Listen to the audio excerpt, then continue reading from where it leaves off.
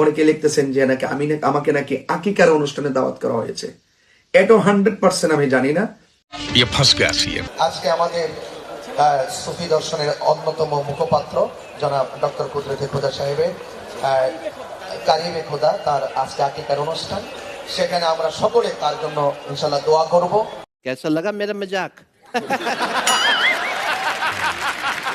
আসলে আমি সেখানে যেতে পারি না, কারণ যাদের উপরে কুফরি ফতোয়া, যারা শিয়া, ওই মজলিসের ভিতরে আমি যেতে পারি না। यही नहीं, अभी और सुनिए। আমি সারাদিন ঢাকায় ছিলাম। ঢাকায় প্রায় 1000 সুফিবাদের পীর মাশায়েখদেরকে নিয়ে আমি মিটিং করেছি। ঢাকায় প্রায় 1000 সুফিবাদের পীর মাশায়েখদেরকে নিয়ে আমি মিটিং করেছি। ঢাকায় প্রায় 1000 সুফিবাদের পীর মাশায়েখদেরকে নিয়ে আমি মিটিং করেছি। ওই মজলিসের ভিতরে আমি যেতে পারি না।